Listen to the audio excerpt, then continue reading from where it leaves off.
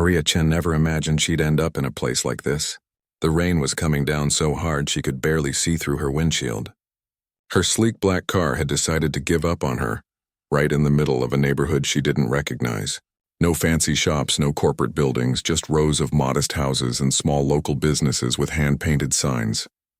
She sat there for a moment, watching the rain create rivers on her windshield, feeling more frustrated than she'd felt in months. Her driver was at least 40 minutes away, stuck in traffic on the other side of the city. She could have called for another car service, but something about today made her feel tired of always having someone else solve her problems. At 35, Maria ran one of the most successful tech companies in Silicon Valley. Her face had been on magazine covers. Her company's stock price was something people checked daily. She had more money than she could spend in several lifetimes. But right now, soaking wet and stranded, she felt just like anyone else having a bad day. Through the rain, she spotted a small diner across the street. The neon sign flickered slightly, reading Rosie's Place in warm orange letters. It looked like the kind of place where nothing on the menu cost more than $15. She grabbed her designer bag, took a deep breath, and made a run for it. The bell above the door chimed as she stepped inside, and suddenly everything was warm and bright. The smell of fresh coffee and homemade pie filled the air. A few people glanced up at her, probably noticing her expensive suit and heels that were completely wrong for a rainy Tuesday evening. She felt oddly out of place, like an actor who'd wandered onto the wrong movie set. "Sit anywhere you like, honey," called out an older woman from behind the counter. "I'll be right with you." Maria slid into a booth near the window, leaving small puddles on the worn vinyl seat. She tried to check her emails on her phone, but her hands were shaking from the cold. The rain had soaked through her suit jacket, and she was starting to feel genuinely uncomfortable. "You look like you could use something warm." She looked up to find a man standing beside her booth. He was holding a steaming cup of coffee and had the kind of face that made you feel like everything might actually be okay. He wore a simple blue sweater with a small coffee stain near the collar, jeans and sneakers that had seen better days. His eyes were kind, and he had that gentle smile people wear when they genuinely want to help, not because they want something from you. "I'm fine, thank you," Maria said automatically, the way she always did when someone offered her something. "No, you're not," he said with a soft laugh. "You're soaking wet and shivering. Here, take my jacket at least." Before she could protest, he draped his worn brown jacket over her shoulders. It smelled like laundry detergent and coffee, a combination that felt strangely comforting. "I can't take your jacket," she said, already feeling warmer. "Sure you can. I'm not the one who looks like they fell into a swimming pool." He gestured to the papers spread out on his booth across from hers. "I'm just over there grading papers anyway. I've got my coffee to keep me warm. You keep the jacket as long as you need it." Maria found herself smiling despite her terrible evening. "You're a teacher?" "Fourth grade," he said, and his whole face lit up when he said it. 23 kids who think I'm the funniest person alive, mostly because I do terrible impressions of cartoon characters during reading time." "That sounds nice," Maria said, and she meant it. "It is." He extended his hand. "I'm Daniel Park, by the way. Professional coffee drinker and part-time educator." "Maria," she said, shaking his hand. She didn't add her last name, didn't mention her company, didn't slip in any of the impressive details that usually followed her introduction. It felt refreshing. "Well, Maria, welcome to the finest dining establishment in this neighborhood. The pie here is legitimately amazing. Rosie makes it fresh every day." He pointed to the counter where the older woman was now chatting with another customer. "That's Rosie. She's been running this place for 30 years. She knows everyone's name, everyone's usual order, and everyone's business, whether you want her to or not." Maria laughed, a real laugh that surprised her. "I'll keep that in mind." "I'll let you get settled," Daniel said, starting to walk back to his booth. "But seriously, keep the jacket. I don't need it back until you're ready to leave." As he returned to his papers, Maria caught herself watching him. There was something different about him, something she couldn't quite name. In her world, people always wanted things. They wanted investments, partnerships, connections, opportunities. They smiled at her because of what she could do for them. But this man had given her his jacket and asked for nothing in return. He didn't even seem to expect a thank you, though she'd given him one. Rosie came by with a menu and that knowing smile that older women seem to perfect over the years. "First time here?" "Yes," Maria admitted. "You picked a good night. Tuesday is pot roast night. Best thing on the menu, not that I'm biased or anything." She winked. Coffee while you look over the menu? Please. As Rosie walked away, Maria noticed Daniel was having trouble with one of his papers. He kept flipping it over, squinting at it, then setting it aside with a small sigh. Without thinking too much about it, she called over to him. Everything okay? He looked up, seeming surprised she'd noticed. Oh yeah, just trying to decipher one of my students' handwriting. I think this says photosynthesis, but it could also say photoenthusiasm, which would be creative but not exactly right for a science test. Maria found herself getting up and walking over to his booth. Can I see? He slid the paper toward her and she studied the shaky handwriting. That's definitely an S there. See the way it loops? Photosynthesis. You're right. Daniel looked at her with genuine appreciation. You must be good at puzzles. Something like that. Maria handed back the paper, but instead of returning to her booth, she found herself asking, Do you mind if I sit here? That booth feels a bit lonely. Not at all. Company makes the coffee taste better. He quickly gathered his papers into a neater stack to make room. For the next hour, Maria forgot about her car, her driver, her meetings, and her emails. Daniel told her stories about his students, like the kid who brought his pet hamster for show and tell without telling anyone, and they'd spent half the day looking for it after it escaped. Or the girl who wrote a book report on a cookbook because she thought reading recipes counted as a story about food. Maria told him about her own childhood, things she hadn't thought about in years.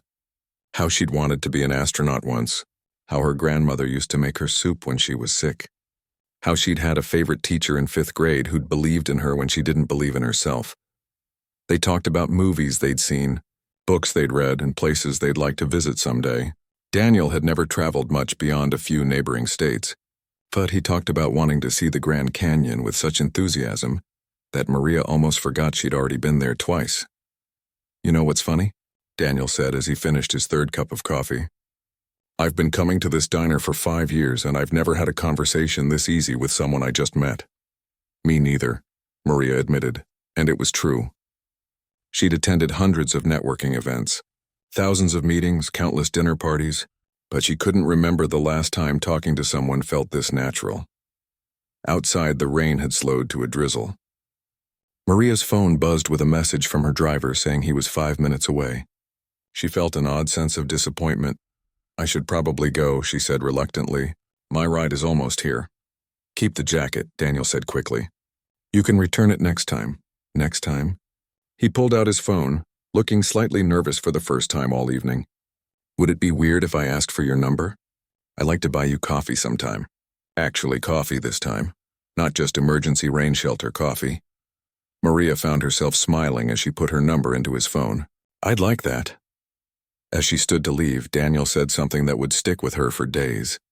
I hope the rest of your week gets better, Maria. You seem like someone who deserves good things. She walked out into the drizzle wearing a stranger's jacket, feeling lighter than she had in months. She didn't know it yet, but that rainy Tuesday evening had just changed everything. Sometimes the best things in life happen when your expensive car breaks down and forces you to find shelter in a place you'd never normally go. Sometimes the people who change your life are grading papers in diners, wearing stained sweaters, and offering their jackets without expecting anything in return. Maria climbed into the back of her driver's car, clutching Daniel's jacket around her shoulders.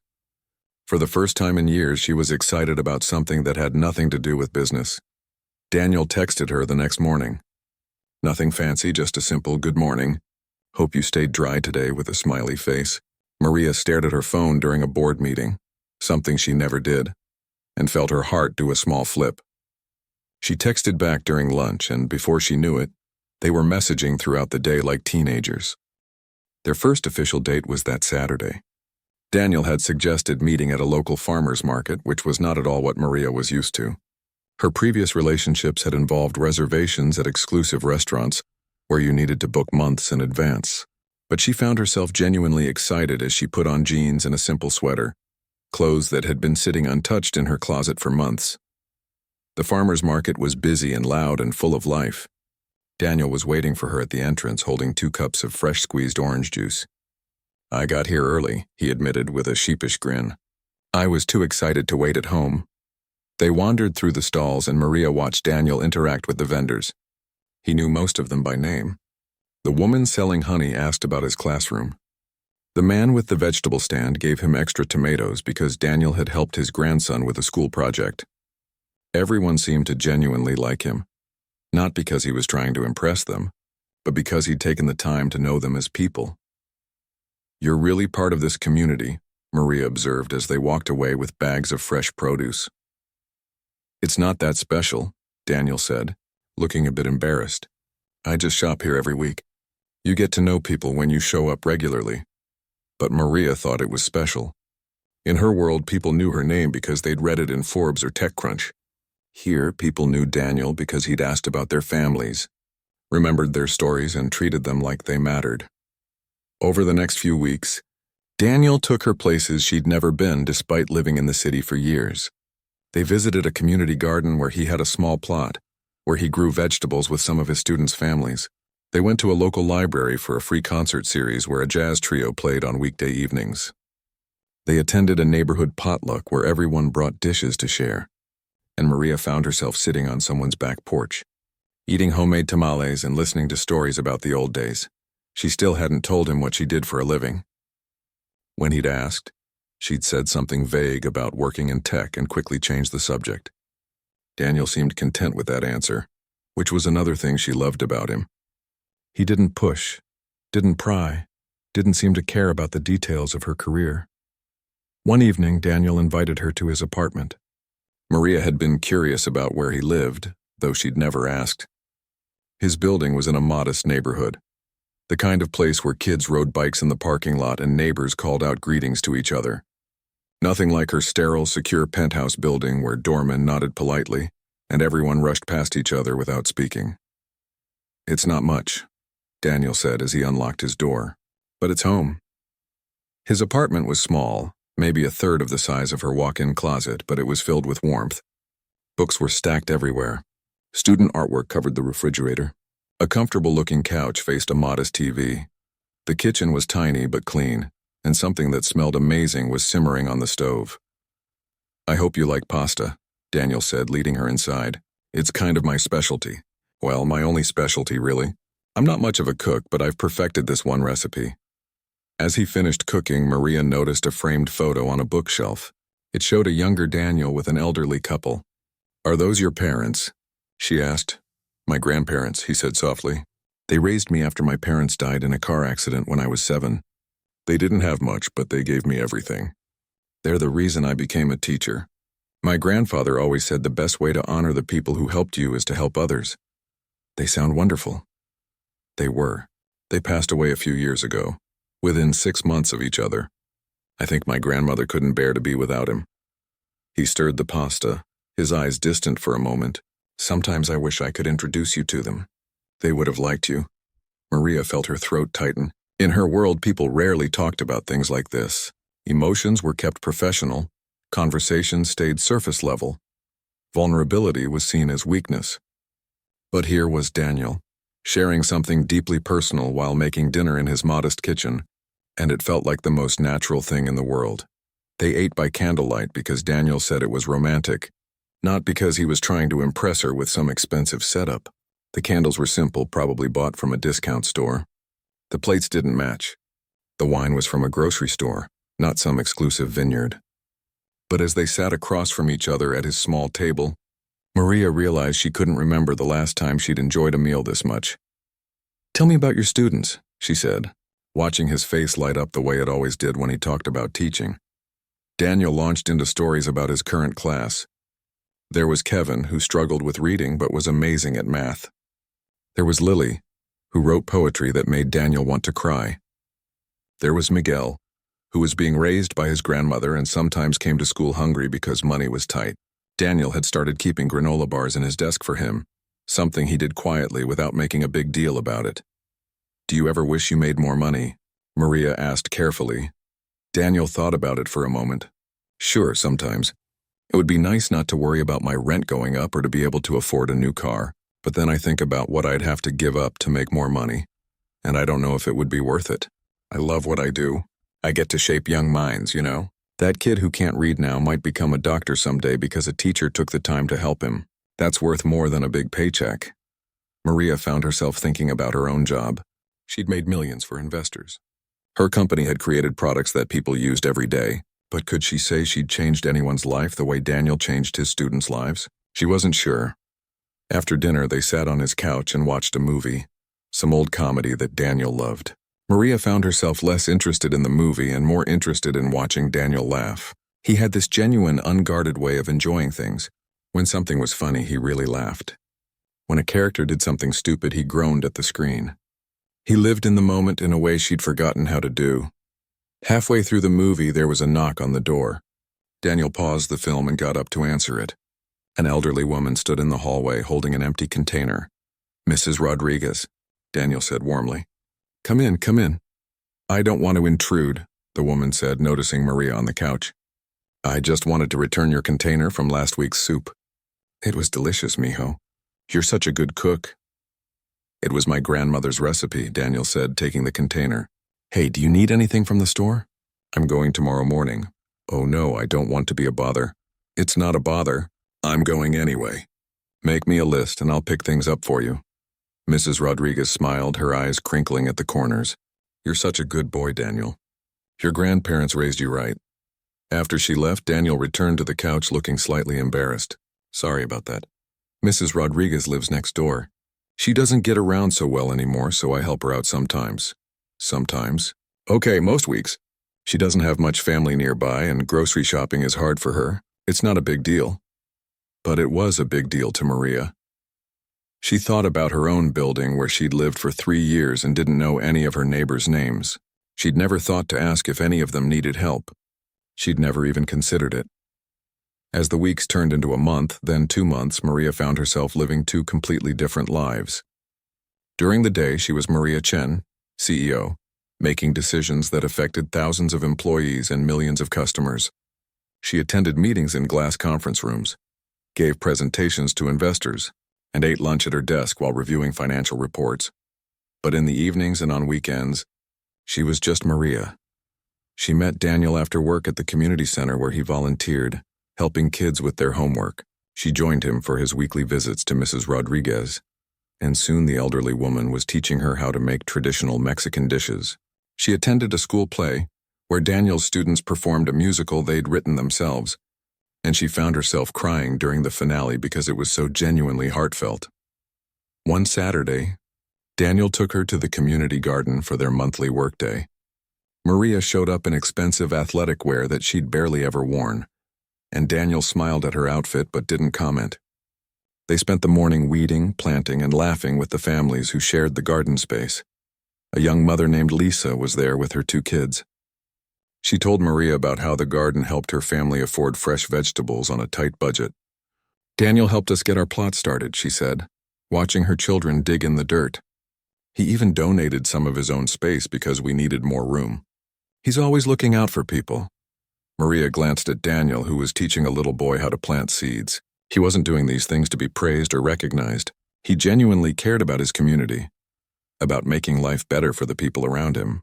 It was so different from the performative charity she was used to in her business world, where people donated to causes for tax breaks and positive publicity. That evening, dirty and tired and happy, they got ice cream from a corner shop and walked through the neighborhood as the sun set. Maria was wearing one of Daniel's old t-shirts because hers had gotten too dirty, and she couldn't remember the last time she'd felt so comfortable. "Can I tell you something?" Daniel said as they sat on a park bench watching kids play on the swings. "Of course. I really like you, Maria, like more than I've liked anyone in a long time." He looked nervous, this confident teacher who commanded a classroom full of 9-year-olds. "I know we come from different worlds. I know I can't take you to fancy restaurants or buy you expensive things. But I can promise you that what you see is what you get. I'll always be honest with you. I'll always show up. And I'll always treat you like you matter because you do." Maria felt tears prick her eyes. Here was this man, thinking he wasn't enough because he couldn't afford luxury, when he'd given her something far more valuable. He'd shown her what it felt like to be part of a community, to care about people just because they needed caring about, to find joy in simple moments. "Daniel," she said, taking his hand, "you're more than enough." They kissed there on that park bench with kids playing nearby and the ice cream truck's music jingling in the distance. and Maria thought that this was what happiness felt like. Not the rush of closing a big deal or seeing her company's stock price rise. Just this, a simple moment with someone who saw her as a person, not a position. But as they walked back to his apartment hand in hand, Maria felt a growing weight of guilt. She still hadn't told him the truth about who she was. Every day that passed made it harder to find the right words. How do you tell someone that you've been keeping a secret this big? How do you explain that you were afraid the truth might change everything? She told herself she'd find the right moment. She told herself it would be okay. But deep down, she knew that secrets have a way of coming out at the worst possible time. The truth came out on a Thursday afternoon, and it happened in the worst possible way. Daniel had sent her a text that morning asking if she wanted to grab coffee near her office. He'd said something about having a teacher development day and being in the area anyway. Maria's heart had dropped when she read the message. Her office. Her office building had her company's name on it in giant letters. Her face was currently on a billboard just down the street, promoting their latest product launch. She'd been avoiding that part of the city entirely when she was with Daniel, always suggesting they meet in his neighborhood instead. She tried to think of an excuse, but what could she say? She'd already told him she was free that afternoon. Any attempt to redirect would seem suspicious, so she agreed, hoping somehow this wouldn't end in disaster. Maybe they'd meet at a coffee shop far enough from the building. Maybe he wouldn't notice. Maybe the universe would suddenly start doing her favors. The universe, as it turned out, had other plans. Maria was standing outside the coffee shop, checking her watch when she heard Daniel's voice. "Maria, that's you on the billboard." She turned around slowly. Daniel was standing there, his backpack slung over one shoulder, staring up at the massive advertisement featuring her face. The headline read, "Innovation that Matters. CEO Maria Chen talks about the future of tech." "Daniel, I can explain," she started, but the words felt hollow even as she said them. He looked from the billboard to her, then back to the billboard. His expression was a mix of confusion and hurt. "You're Maria Chen? The Maria Chen? The CEO of Tech Vision?" "Yes." The word came out barely above a whisper. "That's what you do? You run a billion-dollar company?" He laughed, but there was no humor in it. "And you told me you work in tech. That's like saying the sun is kinda warm." "I know. I should have told you sooner. I wanted to. I just what, Maria? Thought it would be fun to play pretend. Wanted to see how the other half lives." His voice was getting louder now, and people were starting to stare. "Was this all some kind of experiment for you? Rich CEO goes slumming to see how regular people survive." "No, it wasn't like that at all." "Daniel, please, let me explain." "Explain what? That you've been lying to me for 2 months? That every time I showed you my world, my life, my neighborhood, you were probably comparing it to your penthouse or whatever palace you live in." He ran his hand through his hair, a gesture she'd come to know meant he was upset. "God, I told you I couldn't afford fancy restaurants. I apologized for my small apartment. And the whole time you probably have more money in your checking account than I'll make in my entire life." "I never cared about any of that," Maria said, feeling tears start to form. "Everything we did together, everything you showed me, it was real. My feelings are real. How can I believe that when you couldn't even tell me the truth about who you are?" Daniel took a step back from her. "I shared everything with you. My students, my friends, my home, my memories of my grandparents. I told you things I haven't told anyone. And you couldn't even tell me your job title?" "I was scared," Maria admitted, and now the tears were falling freely. "I was scared that if you knew, you'd see me differently. That you'd treat me like everyone else does, like I'm just a bank account or a business opportunity. With you, I got to be just Maria. Not CEO Maria, not Maria Chen from the magazine covers, just me." Daniel's expression softened slightly, but the hurt was still there. "I understand being scared. But Maria, relationships are built on trust. How am I supposed to trust you now? What else have you not told me?" "Nothing. Everything else was true. Every feeling, every moment, all of it was real." "I need time to think," Daniel said, backing away further. It's too much. I can't process this right now." "Daniel, please, I'm sorry." "Maria, I just need some space." He turned and walked away, and Maria stood there on the sidewalk watching him go, feeling like her heart was being ripped out of her chest. People walked past, some recognizing her, but she didn't care. For the first time in her professional life, Being Maria Chen felt like a curse instead of an accomplishment. The next few days were torture. Maria threw herself into work, taking meeting after meeting, reviewing reports until her eyes burned. Anything to avoid thinking about Daniel. But everything reminded her of him. The coffee in her office tasted wrong because it wasn't from Rosie's diner. The city looked gray and lifeless without him showing her the beautiful parts she'd never noticed before. She drove past the community garden one evening and saw families working in their plots, laughing and helping each other. She thought about the day she'd spent there with Daniel, how good it had felt to get her hands dirty and do something real. Now she was back to her air-conditioned office and catered lunches, and everything felt empty. Her assistant noticed something was wrong. "Miss Chen, are you feeling all right? You seem distracted." "I'm fine," Maria lied, signing documents without really reading them. Just tired. But she wasn't fine.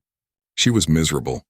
She kept checking her phone, hoping Daniel would text, even though she knew he needed space. She'd start to write messages to him, then delete them. What could she say that would make this better? Sorry I lied about being obscenely wealthy? Sorry I let you think I was just a regular person? Sorry I didn't trust you enough to tell you the truth? A week passed. Then another. Maria stopped sleeping well. She'd lie awake in her enormous bed in her enormous penthouse, staring at the ceiling, remembering how small and cozy Daniel's apartment had felt, how safe she'd felt there, how much like home. She went to the board meeting that was scheduled for that Tuesday, but her mind wasn't in it. The CFO was presenting quarterly numbers that should have made her happy. The company was doing incredibly well. Profits were up. Their new product was exceeding expectations. Everything was going exactly according to plan. Maria, the chairman of the board, was looking at her expectantly. "What are your thoughts on the expansion proposal?" "I'm sorry, what?" She'd completely zoned out. "The expansion into the educational technology sector. We were discussing the potential for growth. Educational technology, schools, students, Daniel. Everything came back to him. Actually," Maria heard herself saying, "I think we should look into developing more affordable options for underfunded schools. Programs that teachers can actually use without requiring expensive equipment or training. Something that makes a real difference, not just something that looks good in a press release." The board members exchanged glances. This wasn't like her usual presentations, which focused on profit margins and market share. "That's an interesting perspective," the CFO said carefully, though the profit margins on educational products for underfunded schools would be significantly lower than our other ventures. "Not everything has to be about maximum profit," Maria said, surprising herself as much as the board. "Sometimes it's about doing the right thing."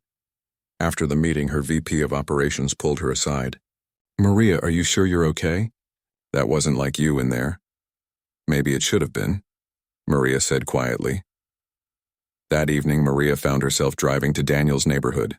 She didn't plan to talk to him, didn't even plan to let him see her. She just wanted to feel close to him somehow, to remember what it felt like when life made sense. She parked down the street from his building and sat in her car, watching. After about 20 minutes, she saw him come out with Mrs. Rodriguez, helping her carry grocery bags. Even from a distance, she could see his kind smile, the way he patiently waited as the elderly woman slowly made her way up the stairs. He hadn't changed. He was still the same Daniel, still helping people without expecting anything in return, still being good just because that's who he was. She wondered if he thought about her, if he missed her the way she missed him, if late at night he remembered their conversations and smiled despite everything that had happened. Maria drove home that night and did something she hadn't done in years. She sat down and wrote a letter by hand. Not an email, not a text, but an actual letter on actual paper. She wrote about why she hadn't told him the truth, about how for the first time in years she'd felt like herself around someone, about how he'd shown her what really mattered in life, even though he probably didn't realize he was doing it. She wrote about her fear that money had made her lose sight of what was important, how she'd built an empire but forgotten to build a life. How being with him had reminded her that success isn't measured by the size of your bank account, but by the lives you touch and the people who truly care about you. She told him about the board meeting, about suggesting they focus on helping underfunded schools, about how she'd been thinking about all the things he'd shared with her, about his students who deserved better resources, about teachers like him who spent their own money to help kids who needed it. The letter ended up being 5 pages long. She read it over 3 times, crossing out sentences and rewriting them, trying to find the right words to express everything she felt. When she finally finished, it was past midnight. She addressed the envelope to him, but she didn't mail it. Not yet. She wasn't sure if he'd even want to hear from her. Instead, she put the letter in her desk drawer and went to bed.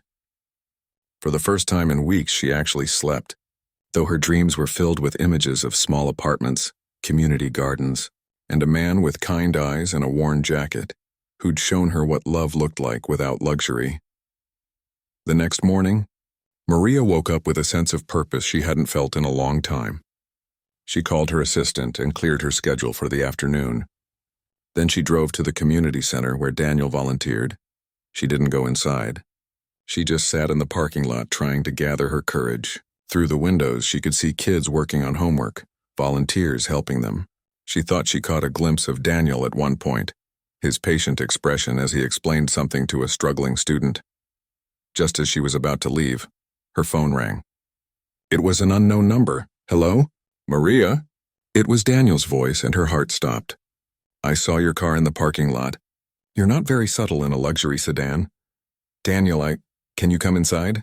I think we need to talk. Her hands were shaking as she got out of the car and walked toward the building. This was it.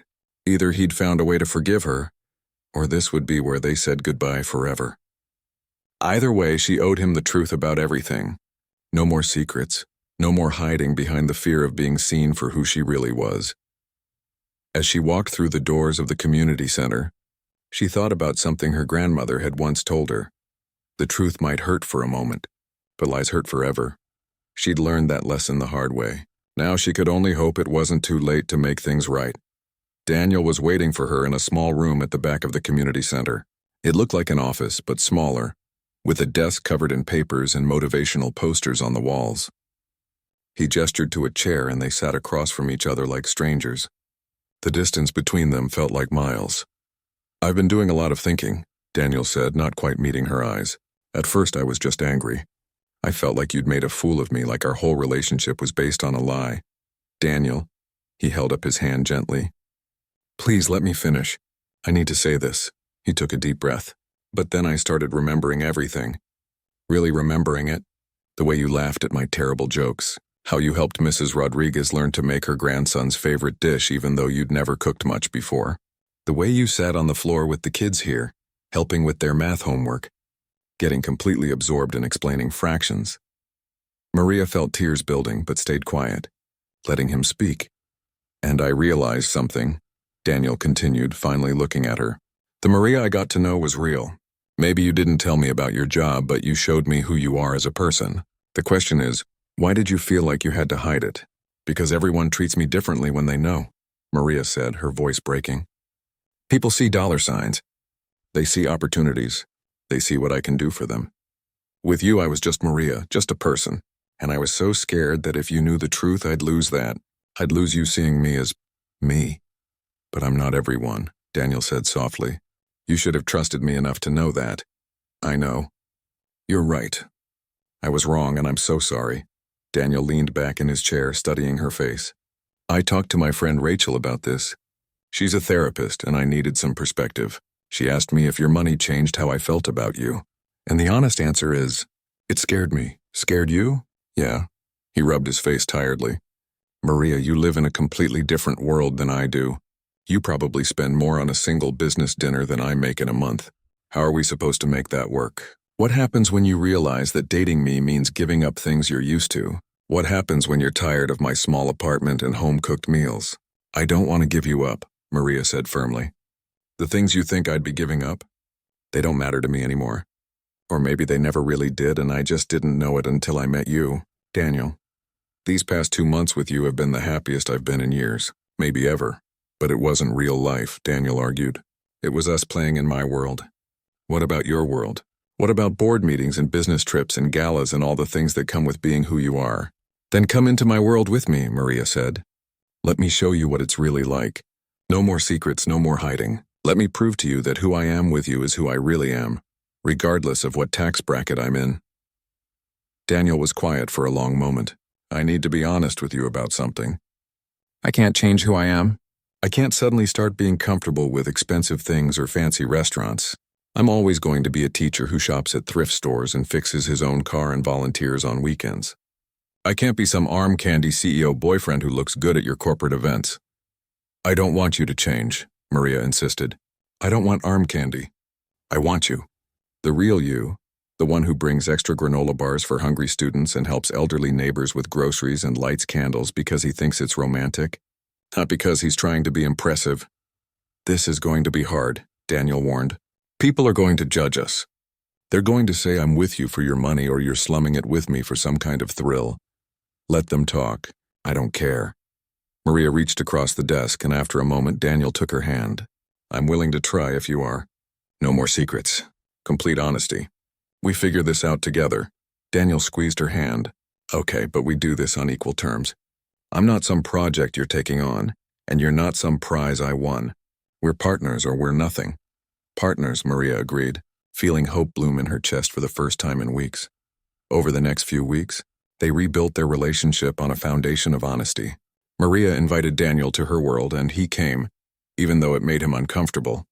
She watched him try to hide his shock when he saw her penthouse for the first time, with its floor-to-ceiling windows and modern furniture that probably cost more than his annual salary.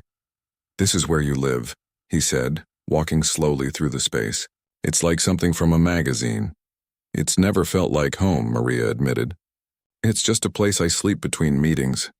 Daniel met her at her office for lunch one day, and she watched him take in the gleaming lobby, the security protocols, the employees who called her Ms. Chen and jumped to attention when she walked by. She could see the wheels turning in his head, processing this version of her that existed in a world of power and money. But he also showed her things from his world that she hadn't seen before.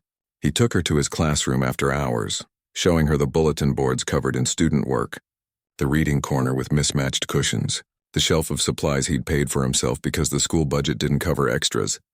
This is my kingdom, he joked, but she could hear the pride in his voice. 23 kids, 30 minutes for lunch, and an annual salary that would probably make you cry if I told you the exact number. Do you love it? Maria asked, even though she already knew the answer. Every single day, Daniel said without hesitation. Even the hard days. Even when Kevin tells me my breath smells like coffee. Or when Lily refuses to take off her tutu during math time. Even when I'm grading papers at midnight or dealing with parents who think homework is personally offensive to them. I love it. Maria found herself attending his school's events.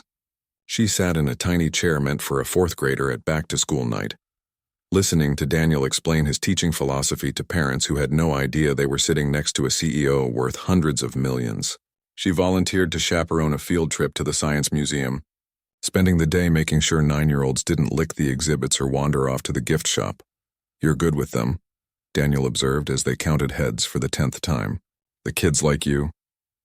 They're good kids, Maria said, watching Lily explain something about dinosaurs to anyone who would listen. They deserve more resources than they have. Most schools do, Daniel said with a shrug. But that's just how it is. Maybe it doesn't have to be, Maria said thoughtfully. One evening, Daniel finally asked to see the letter she'd written, but never sent. She retrieved it from her desk drawer, hands shaking slightly as she handed it to him. He read it slowly, his expression unreadable. When he finished, he folded it carefully and put it in his pocket. I'm keeping this, he said, for the days when I need to remember why we're doing this, why we're trying to make something work when everything says we shouldn't. They established ground rules. Daniel wouldn't accept expensive gifts or money from her. When they went out, they took turns paying, regardless of the fact that her turn probably cost 100 times more than his. She started spending more time in his neighborhood, becoming a regular at Rosie's Diner and the community center. He slowly became more comfortable in her world, though he never lost his sense of wonder at the absurdity of some of it. You paid how much for that bottle of wine? He'd whispered at a fundraising dinner she'd invited him to. I could buy groceries for a month with that. Welcome to my world, she'd whispered back. Ridiculous, isn't it? But the real test came when Daniel's school faced a crisis. Budget cuts were coming, and the district had announced that his school was on the list for closure. It served one of the poorest neighborhoods in the city, which meant it had the lowest test scores, which meant it was considered expendable. Maria came home to find Daniel sitting on her couch, looking defeated. He'd let himself in with the key she'd given him, something that still felt surreal to both of them. "They're closing the school," he said flatly. "End of the year. They're redistributing the students to other schools in the district, which means most of them will have to take 2 buses to get there. Some of them will probably just stop coming." Maria sat beside him, taking his hand. "What can I do?" "Nothing," Daniel said, but there was no harshness in it, just exhaustion. "This is reality. Schools in poor neighborhoods close all the time. The kids suffer, the community suffers, but nobody with real power cares enough to stop it." Maria's first instinct was to write a check, to throw money at the problem until it went away. She could save the school single-handedly without even noticing the dent in her bank account. But she knew Daniel well enough now to know that wasn't what he needed from her. "What do you need?" she asked instead. "I need to fight," Daniel said, looking at her with determination she hadn't seen before. "I need to organize the parents, get the community involved, make noise until the school board has to listen. I need to show them that this school matters, that these kids matter." "Then that's what we'll do," Maria said. "Tell me how to help, really." Daniel looked surprised. "You're willing to get involved in this? It's going to be messy. School board meetings, protests, media campaigns. This isn't signing a check and moving on. This is getting your hands dirty." "My hands are already dirty," Maria said with a small smile. "You taught me that, remember? At the community garden?" Over the next few weeks, they worked together on the campaign to save Daniel's school. Maria used her business skills to help organize strategy meetings, but she let the parents and teachers lead. She showed up to school board meetings and sat in the back, just another concerned citizen. She helped make phone calls and distribute flyers, doing the unglamorous work that made movements successful. She watched Daniel come alive in a new way, rallying his community, speaking passionately about why every child deserved a quality education in their own neighborhood. He organized letter-writing campaigns, coordinated with local news outlets, and somehow managed to keep teaching his class every day while fighting to save their school. And Maria watched him do all of it without asking her for money. Not once. He knew she could solve this problem with her checkbook, but he never took the easy way out. Because it wasn't about saving the school the fastest way possible. It was about proving that the community mattered, that they had power, that they deserved to be heard. "You know, I could just donate enough money to keep the school open," Maria said one night as they worked on preparing for the next school board meeting. "I know," Daniel said, not looking up from the papers he was organizing. "But that wouldn't solve the real problem. Next year there would be more budget cuts, more schools threatened. If we want real change, we have to change the system, not just put a Band-Aid on one school." And that's when Maria truly understood what Daniel had been trying to show her all along. Love wasn't about grand gestures or throwing money at problems. It was about showing up, doing the work, standing beside people as equals. It was about using whatever resources you had, whether that was money or time or connections or just 2 hands willing to help, in service of something bigger than yourself. The school board meeting was packed. Parents filled every seat, with more standing along the walls and spilling out into the hallway. Maria stood near the back with Daniel, watching as speaker after speaker approached the microphone to defend the school. They weren't polished presenters like the ones she was used to in boardrooms. They were working parents, some speaking in halting English, some fighting back tears, all of them passionate about keeping their neighborhood school open. Mrs. Rodriguez went up, moving slowly with her cane. "I raised 4 children in this neighborhood," she said, her voice strong despite her age. "They all went to this school. Now I'm watching my great-grandchildren go there. This school is the heart of our community. You close this school, you're not just moving kids around. You're telling us we don't matter." Daniel squeezed Maria's hand as a young mother took the microphone next. She was Miguel's mom, one of his students. "My son walks 3 blocks to school every morning," she said. "He's 9 years old. If you close this school, he'll have to take 2 buses and leave home at 6 in the morning to get to school by 8. I work nights. I can't watch him get on a bus in the dark. What am I supposed to do?" The school board members looked uncomfortable, but they weren't making any promises. This was just another meeting to them, another line item on a budget spreadsheet. They saw numbers, not children. They saw expenses, not futures. When Daniel's turn came to speak, Maria felt her heart swell with pride. He walked to the microphone with the confidence of someone who knew he was fighting for something right. "My name is Daniel Park, and I teach 4th grade at Riverside Elementary," he began. "I could talk to you about test scores and statistics, but I don't think that's what matters here. What matters is Kevin, who couldn't read when he started my class and is now reading chapter books. What matters is Lily, who writes poetry that would make you cry. What matters is Miguel, who shows up every day even when he's hungry because he knows school is where he's safe and cared for." He paused, looking directly at each board member. "You want to close our school because it's in a poor neighborhood, because the building is old, because it's easier to move problems around than to fix them. But this school isn't a problem. It's a solution. It's where kids who have nothing find out they can be something, where families who feel invisible get seen, where a community stays connected." The room erupted in applause. Daniel stepped back from the microphone and Maria saw him wipe his eyes quickly. When he returned to her side, she wrapped her arm around him. "That was perfect," she whispered. "It won't be enough," he whispered back.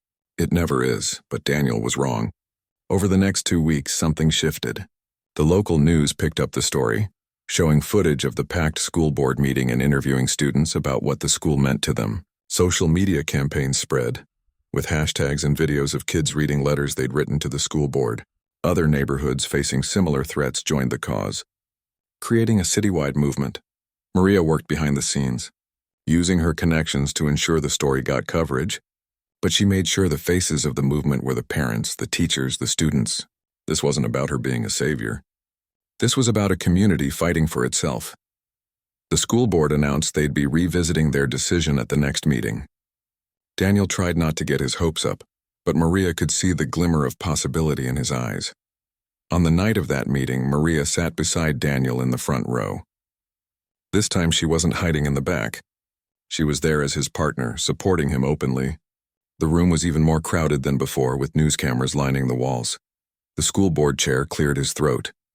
"We've heard the community's concerns regarding the proposed closure of Riverside Elementary," he said, reading from Prepared.